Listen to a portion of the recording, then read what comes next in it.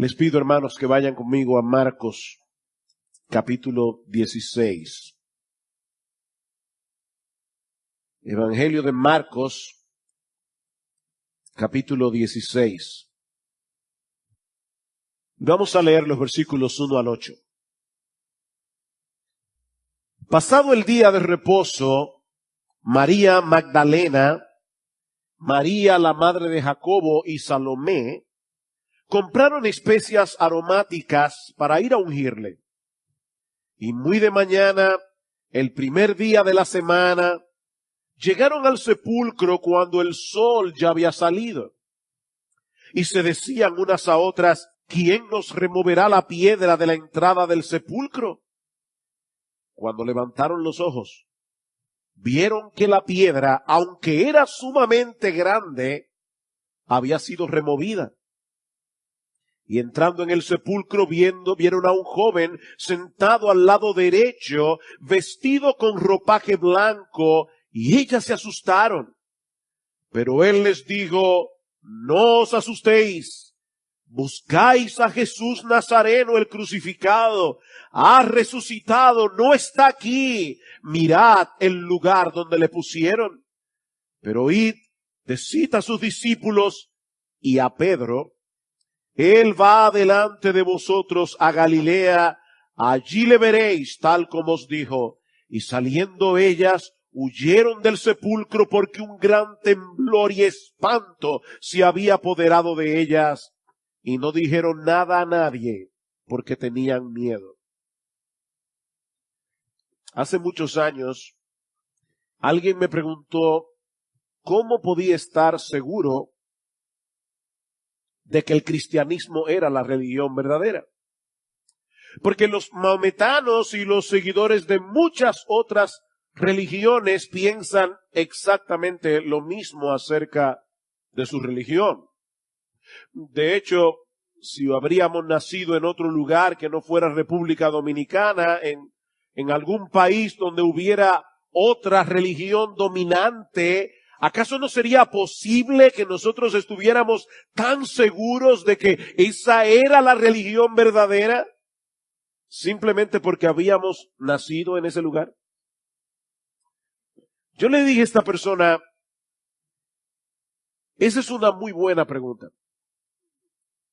Las preguntas inteligentes procuran respuestas inteligentes. Hay que hacer buenas preguntas, en otras palabras, para obtener buenas respuestas. Esa es una buena pregunta. Y te la voy a responder con una sola palabra. Resurrección. Tal vez debí decirle con 4 palabras. La resurrección de Cristo. La resurrección de Cristo. Es la resurrección de Jesús lo que separa al cristianismo de todas las religiones del mundo. Mahoma está muerto, por si no te habías enterado. Confucio está muerto. Siddhartha Gautama, el Buda, está muerto. Lao Tse y Zaratustra están muertos. Pero los cristianos creemos que Jesús es el Hijo de Dios encarnado que murió por los pecadores para darnos vida porque Él está vivo. Nosotros creemos en Jesús porque su tumba está vacía. De no haber sido por la resurrección no habría cristianismo. La muerte de Cristo en la cruz habría sido como cualquier otra muerte, el final de una vida desperdiciada, como dijo alguien una vez. No habría ninguna esperanza. No habría ningún evangelio que predicar si no fuera por la resurrección. Esa es la tesis del apóstol Pablo en el capítulo 15 de su primera carta a los Corintios, que es el gran capítulo del Nuevo Testamento sobre el tema de la resurrección. Algunos en la iglesia de Corinto, influenciados por la filosofía griega, estaban negando la realidad de la resurrección corporal. Y Pablo tiene que decirles en el capítulo 15, a partir del versículo 13, que si no hay resurrección de muertos, tampoco Cristo resucitó. Y si Cristo no resucitó, vana es entonces nuestra predicación, vana es vuestra fe. No habría perdón de pecados, dice Pablo, si Cristo no resucitó. Y todos aquellos que murieron confiando en Jesús, en realidad están ahora tan muertos como cualquier otro. Si hemos esperado en Cristo para esta vida solamente, somos de todos los hombres los más dignos de lástima, dice Pablo en 1 Corintios 15:19. ¿Oíste eso? Si hemos esperado en Cristo para esta vida solamente, somos de todos los hombres los más dignos de lástima. Si la relación que tenemos con Cristo no traspasa el lindero de la muerte, si todos los beneficios de seguirle a Él se limitan al aquí y ahora, no hay seres humanos en todo el planeta más dignos de conmiseración que nosotros los cristianos. Pero Cristo resucitó, dice Pablo en el versículo 20, y Él es las primicias de una gran cosecha de resurrección. Y es ese gran evento que sustenta nuestra fe, el que estaremos estudiando en la mañana de hoy al llegar al último capítulo, y lo digo con una tristeza, al último capítulo del Evangelio de Marcos. Me dio curiosidad esta semana y me puse a revisar cuando yo prediqué el primer sermón de esta serie. Y me sorprendí porque fue el 8 de marzo del año 2015. Como hoy es 11 de marzo del 2018, esta serie tiene casi 3 años predicada domingo tras domingo en las mañanas.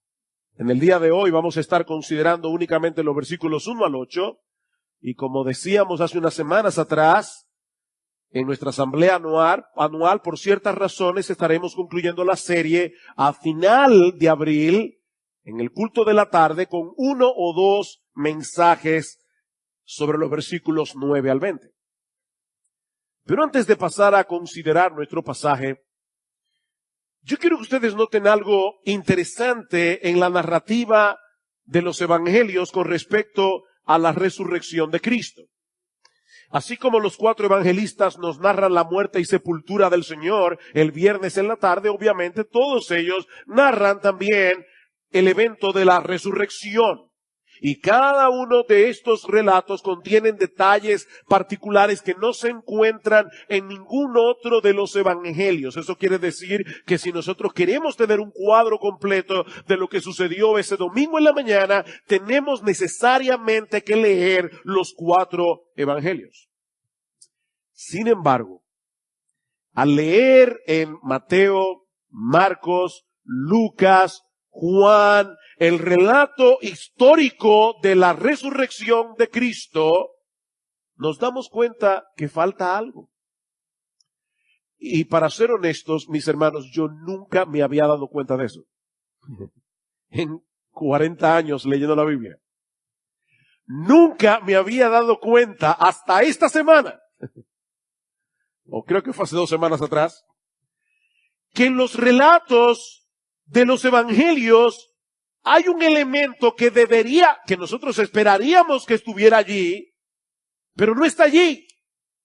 ¿Saben cuál es? El evento mismo de la resurrección. Qué sorprendente. Ninguno de los evangelistas nos dicen cómo fue que Jesús resucitó. Nos narran con todo lujo de detalles lo que sucedió durante la crucifixión, aún nos dicen algunas cosas de cómo fue sepultado, pero no encontramos un solo detalle en ninguno de los evangelios de qué fue lo que sucedió en el momento mismo en que el cuerpo muerto de Jesús dentro de la tumba volvió a la vida. Nos hubiera encantado, ¿verdad? Que vino una luz y entonces nada. nada. Y mis hermanos, esta es una prueba de que los apóstoles no estaban tratando de escribir una historia fantástica, un relato sensacionalista para ganar adeptos. Ellos estaban relatando por inspiración divina lo que nosotros necesitábamos saber acerca de ese evento en el de que descansa nuestra fe. El Espíritu de Dios quiso poner un velo de misterio sobre cómo fue que Jesús resucitó. El Espíritu de Dios aparentemente no quería que nosotros supiéramos o nos enfocáramos en el fenómeno en sí mismo, sino más bien en el hecho incontrovertible, en el hecho irrefutable de que Jesús resucitó. Es impresionante la sencillez con la que Marcos nos presenta el milagro más extraordinario de la vida de Cristo. Y lo hace enfocando lo que sucedió con este grupo de mujeres que fueron muy de mañana al sepulcro para ungir el cuerpo muerto del Señor. Y eso nos lleva a nuestro primer encabezado que hemos titulado Una devoción incondicional. Versículo 1 otra vez. Pasado el día de reposo, María Magdalena, María la madre de Jacobo y Salomé compraron especias aromáticas para ir a ungirle. Hemos visto ya en estas últimas semanas que el Señor Jesucristo fue crucificado el viernes alrededor de las 9 de la mañana, expira 6 horas después, alrededor de las 3 de la tarde. Marcos nos dice explícitamente en el capítulo 15, versículo 42, que fue en la víspera del día de reposo que el Señor fue sepultado. Ahora, no olviden, mis hermanos, que los judíos no marcaban el inicio de un nuevo día a las 12 de la medianoche, como hacemos nosotros, sino más bien a la puesta de sol, es decir, como a las 6 de la tarde. Por lo que la víspera del día de reposo no puede significar otra cosa que el viernes en la tarde entre las 3 y las 6. El día que nosotros llamamos viernes, los judíos no le ponían nombres a los días, le llamaban primer día, segundo día, tercer día, todo en relación con el día de reposo. Pero al viernes, de manera particular, le llamaban el día de la preparación. Y lo vemos en Marcos capítulo 15, versículo 42, porque ese era el día en que los judíos se preparaban para poder guardar apropiadamente el sabbat. Porque la ley de Moisés prohibía trabajar en ese día. Como vimos en el mensaje anterior, José de Arimatea se armó de valor ese viernes en la tarde y le pidió a Pilato el cadáver de Jesús para colocarlo apresuradamente en un sepulcro que había sido excavado en la roca, dice en Marcos 15:46. Y sobre la entrada, José de Arimatea mandó poner una gran piedra. Un detalle importante que Marcos incluye en este capítulo es que había un grupo de mujeres, discípulas fieles de Jesús, que le habían servido durante su ministerio en Galilea y que se habían quedado hasta el final de la crucifixión. Y algunas de esas mujeres siguieron a José de Arimatea y a Nicodemo, que se añadió un poco más tarde, para ver dónde estos dos hombres, ellas no sabían que José de Arimatea y Nicodemo eran discípulos de la secreta de Jesús. Así que ahora de repente ven estos dos individuos, miembros del Sanedrín, que toman el cuerpo de Jesús, así que ellas los siguen secretamente para ver dónde estos hombres llevaron el cuerpo. Debido a la llegada del Sabbat, estas mujeres no pudieron preparar adecuadamente, como probablemente hubiesen querido, el cadáver de Jesús. Pero tan pronto concluyó el día de reposo, a la puesta del sol del sábado, y las tiendas y los bazares volvieron a abrir por unas pocas horas, estas mujeres salieron apresuradamente a comprar especias aromáticas y en la madrugada del domingo fueron a ungir el cuerpo del Señor. Esto era algo que los judíos acostumbraban a hacer con el cadáver de sus seres queridos como una expresión de amor.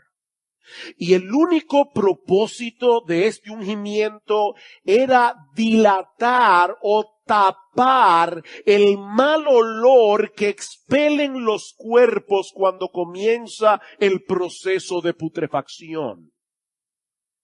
De manera, mis hermanos, que estas mujeres, estas queridas mujeres, querían tener la oportunidad de servir por última vez a aquel Maestro y Señor al que amaban con todo su corazón. Ahora piensen en esto, mis hermanos. Ya Cristo había muerto. Y es evidente que estas mujeres no estaban esperando que Él resucitara. Ellas no se acercaron a la tumba con la expectativa de ver a Cristo levantarse de los muertos. Ellas fueron a ungir un cadáver. Pero a pesar de haberle visto morir en la cruz, estas mujeres todavía amaban a su Señor. Al punto de no tener ningún reparo en identificarse con Él en un momento tan inapropiado, humanamente hablando. Todos lo habían abandonado, incluyendo sus discípulos más cercanos. El poder civil de Roma le había condenado a muerte como un criminal. Los líderes religiosos de la nación lo habían repudiado como un blasfemo. Pero este grupo de mujeres todavía seguían siendo fieles a Jesús. Y Dios recompensó esa fidelidad, escogiéndolas para ser las primeras testigos oculares de su resurrección.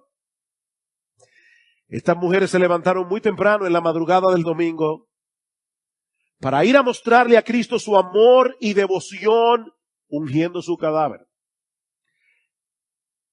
Y es cuando están en el camino que reparan en el problema que tenían por delante. ¿Y quién moverá la piedra? Hay una piedra tapando el sepulcro. Vean el versículo 2, muy de mañana, el primer día de la semana, llegaron al sepulcro cuando el sol ya había salido y se decían unas a otras: ¿quién nos removerá la piedra de la entrada del sepulcro? Marcos nos dice en el versículo 4, lo vamos a ver en un momento, que esa piedra era muy grande. Cuando estuvimos en Jerusalén hace unas semanas atrás, pudimos ir por lo menos al lugar donde los protestantes dicen que está la tumba de Jesús. Y créanme, hermanos, la piedra que debía tapar esa boca, la entrada del sepulcro, era una piedra grande, era una piedra pesada. Pero ¿saben qué, mis hermanos? Estas mujeres no esperaron a que apareciera un grupo de hombres dispuestos a ayudarlas. Simplemente se movieron a hacer lo que ellas entendían que debían hacer porque el amor a Cristo las movía a hacerlo. Ellas no se fueron por el camino fácil. ¿Oyeron esto, hermanas? Y esto es un ejemplo para todos, pero escucharon esto, hermanas. Estas mujeres no tomaron el camino fácil. Tal vez no es la voluntad del Señor, después de todo, que nosotros vayamos tan temprano al sepulcro. Ningún hombre se ha ofrecido. Los apóstoles salieron huyendo. Y después de todo ya Jesús está muerto. Podemos ir un poco más tarde. No. Estas mujeres amaban a Jesús. Cuando no era emocionante hacerlo. Estas mujeres amaban a Jesús cuando no era popular hacerlo. Estas mujeres amaban a Jesús cuando incluso era peligroso hacerlo. Miren, mis hermanos, déjenme decirles algo. Es muy fácil, y obviamente a mí me encanta cantar, me encanta venir a la iglesia los domingos. A veces pienso en ustedes que no tienen que predicar y los envidio, porque yo tengo que estar cuidando la voz todo el tiempo. No, a mí me gusta cantar, pero ¿saben qué? Es muy fácil venir a la iglesia los domingos en la mañana, a este lugar, con sillas cómodas, aire acondicionado, y cerrar los ojos, y cantar, y decir, oh Jesús, yo te amo. Pero el verdadero amor a Cristo es aquel que nos mueve a salir de nuestra zona de seguridad. Es aquel que nos mueve a salir de nuestra zona de confort para servirle a Él, movidos únicamente por nuestro amor por Él. Mientras estudiaba este pasaje esta semana, tuve que examinarme a mí mismo con honestidad. Y no me gustó algunas cosas que vi. Para ser honesto. Tuve que preguntarme a mí mismo, ¿por qué yo hago lo que yo hago?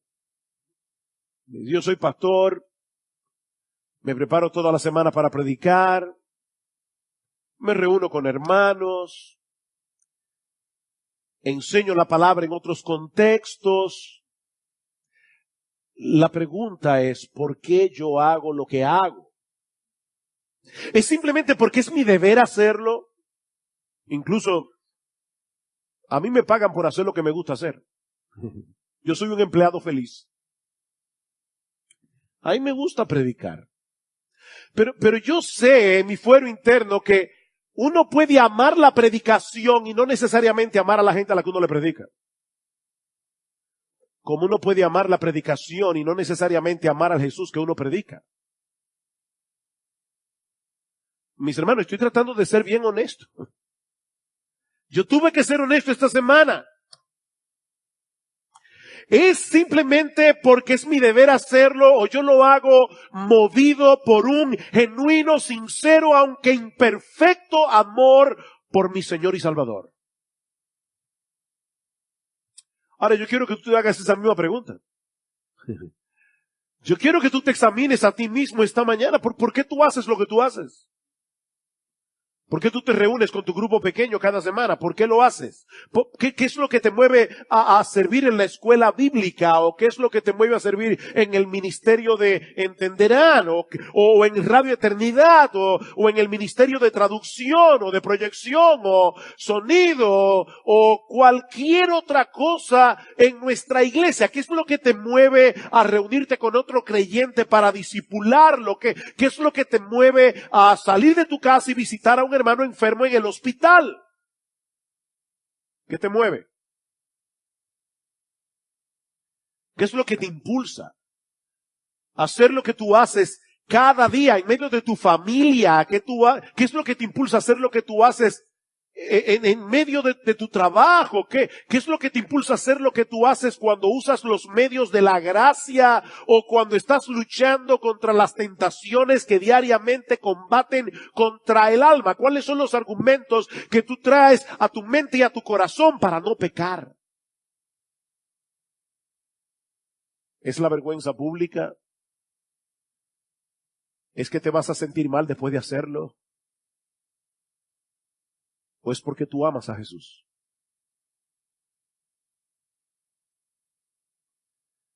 Y sí sabemos que este asunto es una lucha, porque el pecado todavía mora en nosotros, pero ¿estás luchando?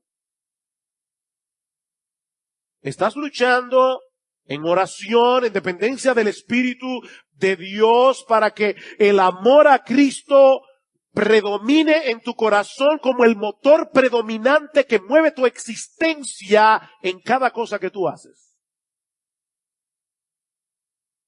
Pablo decía, es por amor a Cristo que yo tengo todas las cosas por basura. Es el amor a Cristo lo que me constriñe, lo que me mueve, lo que me motiva pensando esto, que si uno murió por todos, luego todos murieron, y por todos murió para que los que viven ya no vivan para sí, sino para aquel que murió y resucitó por ellos.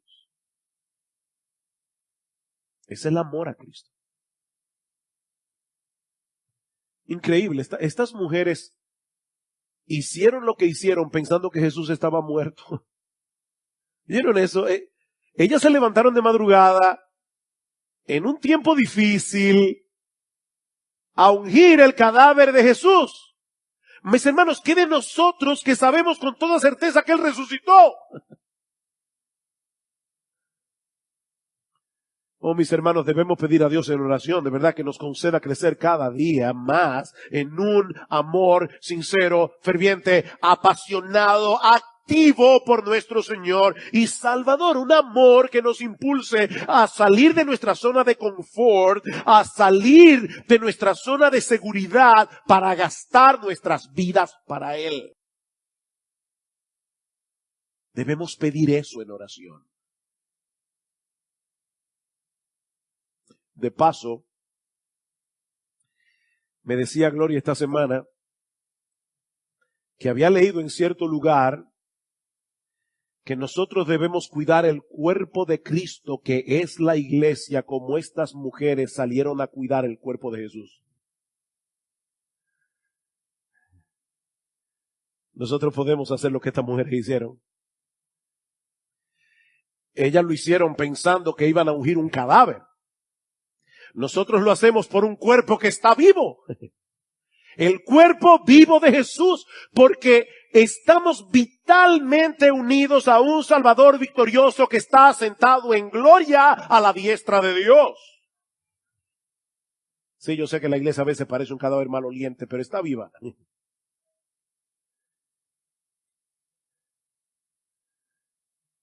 Pero ya hablaremos de eso el domingo que viene, cuando empecemos nuestra serie sobre la gloria de Cristo en la iglesia. Pero volviendo a la historia de Marcos, estas mujeres salieron al sepulcro en la madrugada del domingo. Y como lo decía, en el camino se dan cuenta que tienen un problema. El sepulcro está cerrado con una gran piedra, y eso nos lleva a nuestro segundo encabezado. Ya hemos visto una devoción incondicional. Veamos ahora en segundo lugar una tumba abierta y vacía. Versículo 4. Cuando levantaron los ojos, vieron que la piedra, aunque era sumamente grande, había sido removida. Y entrando en el sepulcro, vieron a un joven sentado al lado derecho, vestido con ropaje blanco, y ellas se asustaron. Mis hermanos, siempre debemos notar esos pequeños detalles que encontramos en el Evangelio de Marcos y que muchas veces no se encuentran en ningún otro evangelio. Marcos nos dice que al llegar al sepulcro, estas mujeres levantaron los ojos. Y eso nos ayuda a meternos en la escena, porque debemos suponer que por lo accidentado del terreno y porque todavía era oscuro cuando ellas salieron de casa, estas mujeres iban avanzando con sus ojos puestos en el camino, seguramente para no tropezar. Hasta que de repente llegan a la tumba, levantan sus ojos y ¡oh sorpresa! La piedra que tapaba el sepulcro ha sido removida. La gran piedra. Ahora recuerden, hay algo que estas mujeres no sabían, pero que tú y yo sí sabemos. Y es que durante el Sabbat, los miembros del Sanedrín, que al principio no quisieron entrar en casa de Pilato para no contaminarse, fueron a ver a Pilato para pedirle que asegurara la entrada del sepulcro, para que los discípulos no se robaran el cuerpo y luego salieran diciendo que el Señor resucitó. Así que ellos recordaban perfectamente que Jesús había anunciado su propia resurrección y no querían dejar cabos sueltos. Pilato les permite poner a un grupo de soldados a la entrada y encima de eso manda sellar la piedra, es decir, colocar el sello imperial de Roma sobre una soga a lo largo de la roca o sobre un pedazo de cera. Romper ese sello imperial era alta traición contra el imperio. Así que Jesús está muerto, enterrado en una tumba con una gran piedra delante, sellada con el sello de Roma y una guardia romana custodiando la entrada. Pero cuando las mujeres llegaron a la tumba, no había ningún soldado. Sabemos que todos habían salido huyendo espantados. Y la piedra estaba removida. Así que ellas deciden entrar al sepulcro y en vez de encontrarse con el cadáver de Jesús, se topan con un joven. Por los otros evangelios sabemos que se trata de un ángel, sentado al lado derecho, vestido con ropaje blanco. Una vez más, cuando estábamos en Jerusalén, en ese sepulcro de la tumba que los protestantes custodian, nos dimos cuenta de ese detalle. Cuando uno entra a la boca del sepulcro, es al lado derecho que estaba la losa donde supuestamente el cuerpo de Jesús fue colocado. Hay otra tumba que es la del lado católico y tiene exactamente la misma disposición. El cuerpo estaba al lado derecho. Algo había sucedido en las primeras horas del domingo, que recuerden que inició a la caída de sol de nuestro sábado, que fue lo que llenó de espanto a los soldados que custodiaban la tumba. Dice en Mateo capítulo 28, versículo 2, que se produjo un gran terremoto porque un ángel del Señor, descendiendo del cielo, removió la piedra. Ahí está la respuesta. Un ángel del Señor descendió del cielo y removió la piedra. Y fue muy probablemente este ángel el que las mujeres encontraron dentro de la tumba unas horas más tarde. Y como es natural, siempre que una gente se encuentra con un ángel, por lo menos en el Antiguo Testamento, ahora no. Ahora hay personas que ven ángeles como si vieran al vecino.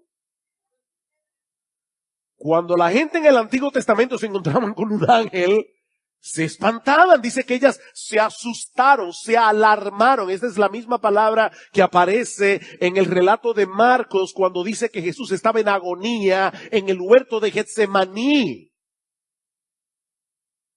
Mis hermanos, estas mujeres todavía ven la tumba removida, todavía no ven el cadáver de Jesús, y ellas no han llegado a la conclusión de que Él resucitó. Ellas no tienen ni idea de qué es lo que está pasando allí. De hecho, Lucas nos dice en el pasaje paralelo, Lucas 24:4, que ellas estaban perplejas.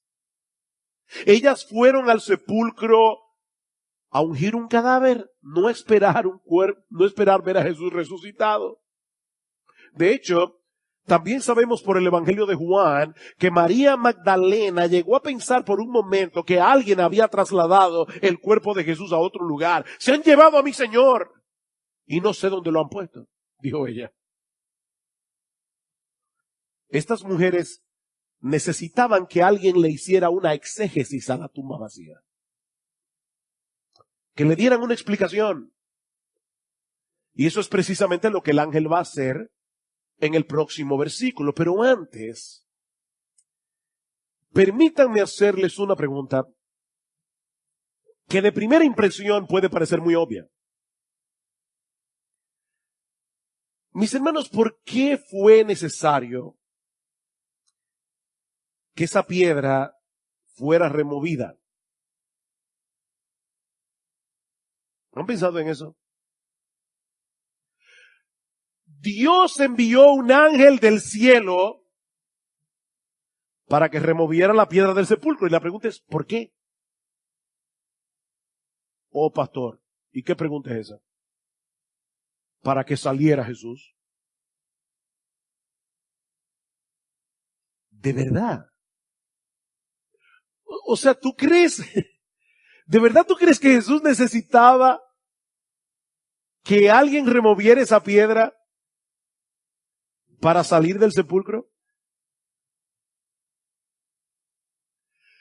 Mis hermanos, ¿ustedes recuerdan lo que pasó ese mismo día de reposo, el domingo, en la noche, cuando los discípulos estaban reunidos en el aposento alto con todas las puertas cerradas por temor a los judíos, y de repente dice Juan capítulo 20, versículo 19, que el Señor Jesucristo vino y se colocó delante de ellos? ¿Por dónde entró?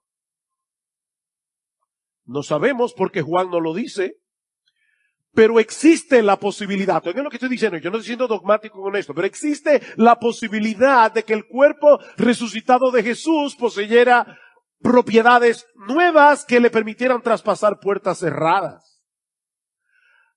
a donde estoy tratando de llegar es al punto de entender que Jesús hubiera podido salir de esa tumba de otra forma.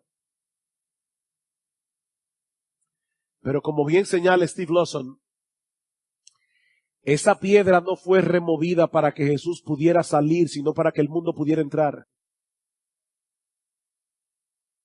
Para que el mundo pudiera asomarse como estas mujeres y comprobar que la tumba estaba vacía, porque esa tumba vacía por casi 2000 años ha sido un testigo irrefutable de la veracidad del Evangelio. Los escépticos, los miembros, del Sanedrín, hicieron todo lo que estuvo a su alcance para evitar una resurrección fraudulenta.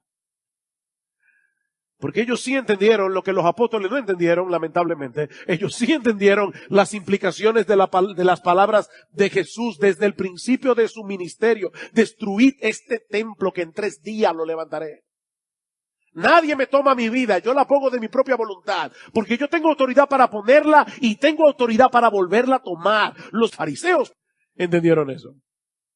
Una y otra vez, Cristo dijo a sus discípulos, los líderes religiosos de Israel me condenarán a muerte, me entregarán al poder judicial de los gentiles, me van a ejecutar, pero al 3er día resucitaré. El problema que han enfrentado los escépticos a través de la historia es que nunca han podido dar una explicación satisfactoria de cómo fue removida esa piedra y cómo fue que desapareció el cuerpo de Jesús.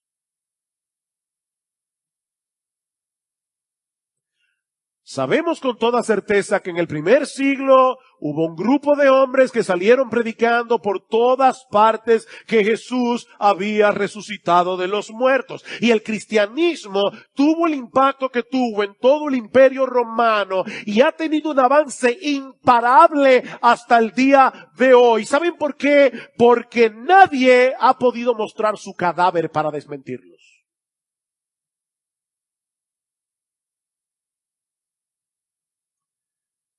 La explicación que dieron los líderes religiosos de Israel, según Mateo capítulo 28, versículos 11 al 15, es que los discípulos se robaron el cuerpo. Increíble. Mis hermanos, esta explicación, y todavía hay gente que cree eso, esta explicación es completamente absurda.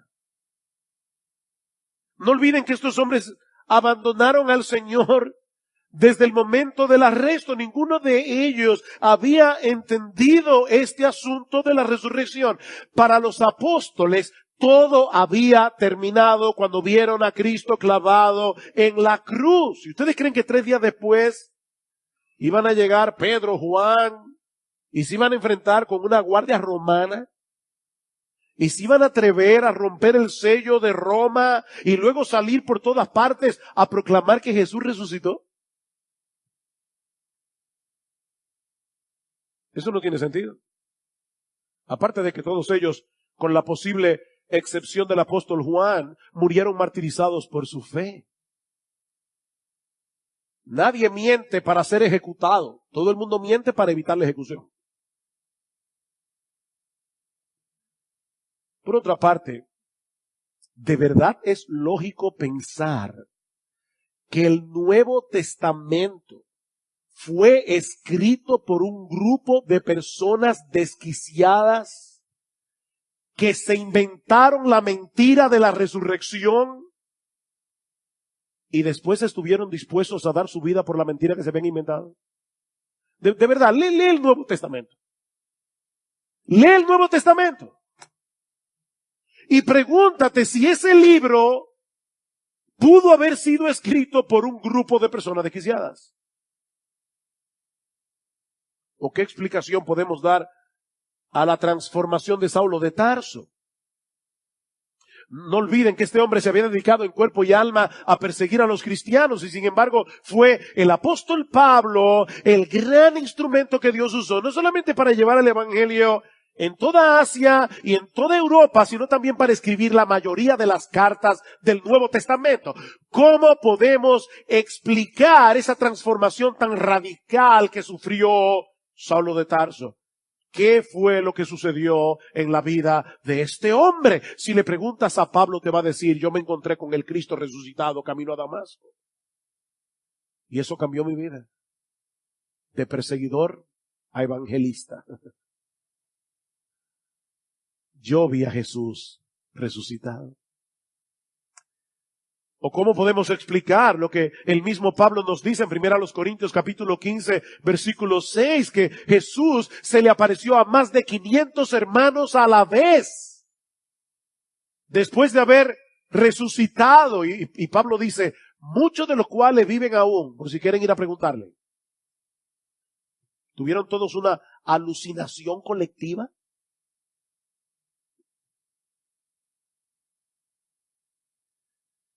¿Qué fue lo que sucedió ese domingo en la mañana? Eso nos lleva a nuestro tercer encabezado. Una explicación gloriosa. Una explicación gloriosa. Versículo 6. Pero él les dijo, el ángel, no os asustéis. Aquí está la explicación. Buscáis a Jesús Nazareno, el crucificado. Ha resucitado, no está aquí. Mirad el lugar donde le han puesto. Mis hermanos, estas mujeres acababan de escuchar de la boca de este ángel el anuncio más glorioso, el anuncio más extraordinario, el anuncio más transformador que alguna vez haya sido proclamado en la historia humana. El Señor resucitó. Nadie se robó su cuerpo. Ellas no se habían equivocado de tumba. Increíble. Algunos dicen, fue que las mujeres se equivocaron de tumba porque estaba oscuro. No, ellas no se equivocaron de tumba. Ellas fueron a la tumba que vieron 2 días antes. Pero esa tumba estaba vacía. Este Jesús Nazareno, cuyo cadáver ustedes vinieron a ungir, ya no está aquí, porque se ha levantado de la muerte con el poder de Dios, tal como Él lo había prometido. Así que, mujeres, no os asustéis. No hay razón para estar asustadas. Hay miles de razones para estar llenas de gozo y de esperanza, porque el Señor resucitó. Y ahora estas mujeres tenían la hermosa encomienda que todos nosotros tenemos de hacérselo saber a sus discípulos. Versículo 7. Pero id y decid a sus discípulos y a Pedro, Él va delante de vosotros a Galilea, allí le veréis tal como os dijo. Me encanta ese detalle. Los discípulos obviamente incluye a Pedro. Pero el ángel había recibido probablemente una encomienda de Dios, una encomienda del Cristo resucitado. Cuando lleguen las mujeres al sepulcro para ungir mi cuerpo, diles que vayan a los discípulos y especialmente a Pedro y que le digan que yo resucité. ¿Y por qué a Pedro? Por lo que había pasado unos días antes. Marcos capítulo 14. Versículo 27, Jesús les dijo cuando salieron del aposento alto después de celebrar la última Pascua, la última cena, todos vosotros os apartaréis de mí porque escrito está, heriré al pastor y las ovejas se dispersarán, pero después de que yo haya resucitado, iré delante de vosotros a Galilea. Eso es lo que el ángel les está diciendo. Recuerden las palabras. Díganle a los discípulos que se vayan a la Galilea, porque eso fue lo que él les dijo antes de morir. Y entonces Pedro le dijo, aunque todos se aparten, yo sin embargo no lo haré. Ay, Pedro. Mi querido Pedro, en verdad te digo que tú hoy, esta misma noche, antes de que el gallo cante 2 veces, me negarás 3 veces. ¡Qué amor el de Cristo! Y ahora que Cristo está glorioso y resucitado, le dice, mira, dile a estas mujeres que vayan a anunciar a mis discípulos y a Pedro que yo resucité. El Señor quiere hacerle saber al impetuoso Pedro que sus días de utilidad en el reino no concluyeron cuando lo negó vergonzosamente durante la noche del arresto. ¿Saben por qué, mis hermanos? Porque nuestro Dios es el Dios de segundas oportunidades.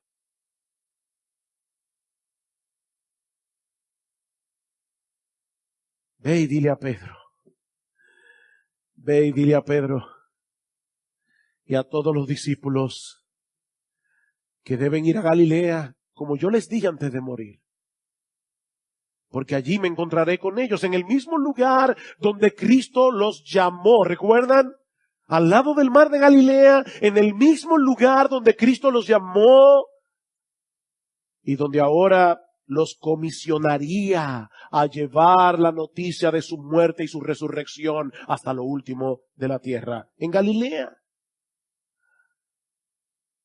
Pero quedaría registrado en la historia que las primeras en anunciar esta buena noticia no serían los apóstoles.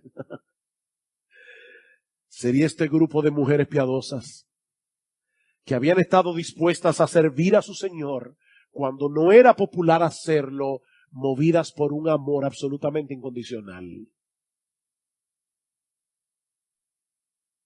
Y eso nos lleva a nuestra última escena que veremos mucho más brevemente y que hemos titulado Una reacción compleja pero comprensible. Una reacción compleja pero comprensible. Versículo 8.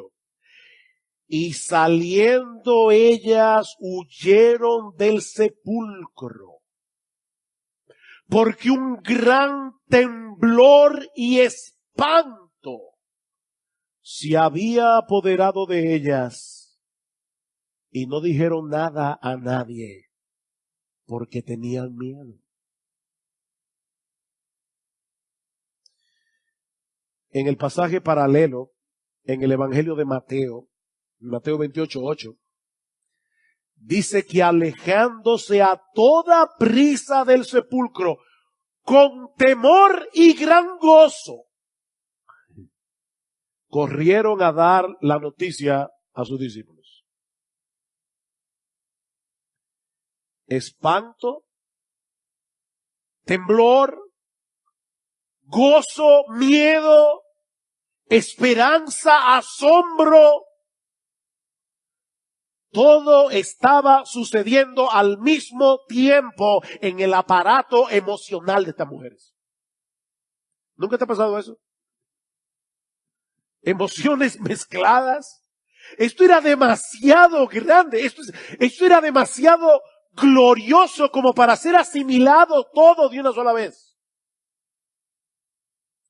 El viernes en la tarde, estas mujeres pensaban que todo había terminado, que la maldad se había salido con la suya cuando su maestro fue condenado a morir en una cruz romana. Pero ahora se están dando cuenta que aquello no fue el final, sino el principio, que lo que parecía una derrota, en realidad había sido la más grande de las victorias sobre las huestes del mal. Cristo resucitó y eso lo cambia todo.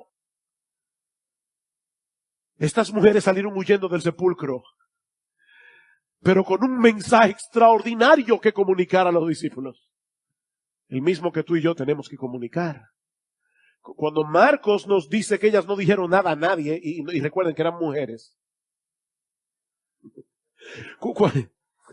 Cuando Marcos nos dice que estas mujeres no dijeron nada a nadie, se refiere al hecho de que ellas no fueron por ahí a contarle a todo el mundo que el Señor había resucitado. Pero sabemos, como dice Mateo y por lo que dice Lucas 24, que sí comunicaron la noticia a los apóstoles como el ángel les ordenó. Y de paso, esta es otra evidencia incidental de la veracidad histórica de los evangelios. Porque en los días del Señor se le daba muy poca credibilidad a las palabras de una mujer. Tanto así que en una corte legal el testimonio de una mujer se comparaba al testimonio de un esclavo o al testimonio de un criminal. Si esta historia hubiera sido inventada por los apóstoles, jamás habrían incluido el detalle de que las primeras testigos oculares de la resurrección y las primeras en anunciar este mensaje fue un grupo de mujeres. Jamás habrían puesto eso en la historia. Pero eso fue lo que sucedió. Ese domingo en la mañana.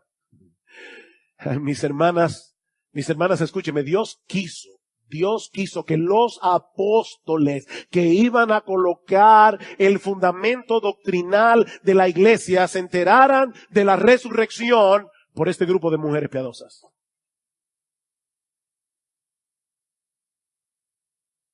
Y no por eso las hicieron apóstolas.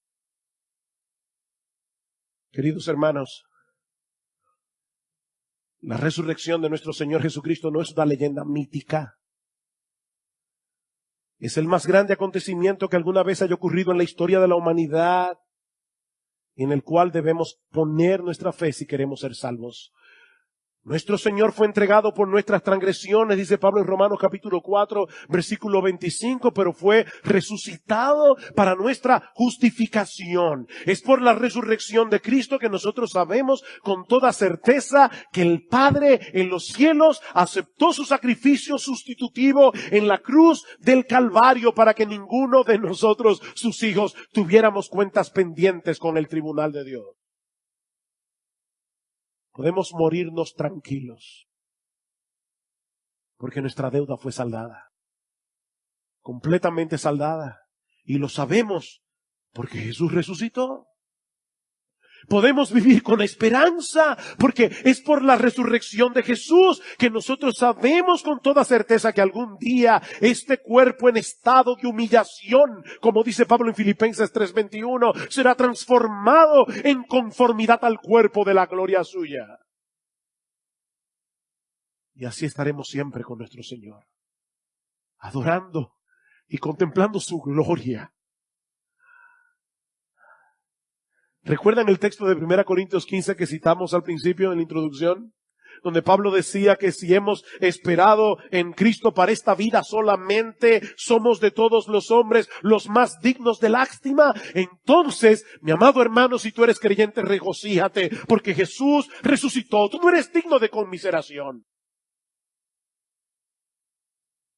La esperanza que tenemos en nuestro Señor traspasará el umbral de la muerte, porque la tumba que no pudo retenerlo a Él tampoco podrá retener a todos aquellos que estamos unidos a Él por la fe. Oh muerte, ¿dónde está tu aguijón? Oh sepulcro, ¿dónde está tu victoria? Sí, en el mundo tendremos aflicción, dice el Señor. No hemos llegado al cielo todavía. Pero también sabemos que los sufrimientos de este tiempo presente no son dignos de ser comparable con la gloria que nos ha de ser revelada, como dice Pablo en Romanos capítulo 8, versículo 18, porque el Señor resucitó. Hay esperanza, mis hermanos. Hay esperanza. Hay una luz brillante, gloriosa al final del túnel. No la que ven aquellos que se mueren y vuelven. No. Hay una luz gloriosa al final del túnel, porque la muerte será la carroza que llevará nuestras almas a la presencia de Cristo, hasta que nuestros cuerpos escuchen su voz. Y vamos a resucitar como Él resucitó. Mientras tanto, mis hermanos, proclamemos sin cansancio este glorioso mensaje, este glorioso evangelio de salvación a tiempo y fuera de tiempo. No solo porque este es un mensaje digno de ser contado, sino porque es un mensaje urgente.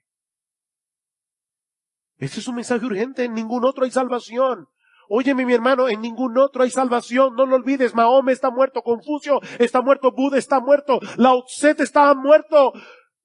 Todos los líderes religiosos que fundaron religiones están muertos. En ningún otro hay salvación. No hay salvación fuera del Cristo resucitado, porque no hay otro nombre bajo el cielo dado a los hombres en el cual podamos ser salvos. Este es un mensaje urgente que debemos proclamar a tiempo y fuera de tiempo. Y mi amigo, si tú estás aquí sin Cristo en esta mañana, por favor, no te vayas de este lugar sin rendirte por completo a Él como Señor y dueño de tu vida. Deposita tu fe en Él como aquel que murió y resucitó para reconciliarnos con Dios. Ven, mi amigo, a Cristo en arrepentimiento y fe. Que si confiesas con tu boca a Jesús por Señor, y crees en tu corazón que Dios le resucitó de los muertos, serás salvo. Y Pablo no está hablando allí de venir ahora aquí al frente y levantar tu mano y decir yo confieso. No, es vivir una vida de confesión, de que Jesús es tu Señor, tu dueño, tu amo, tu rey. Porque con el corazón se cree para justicia, pero con la boca se confiesa para salvación.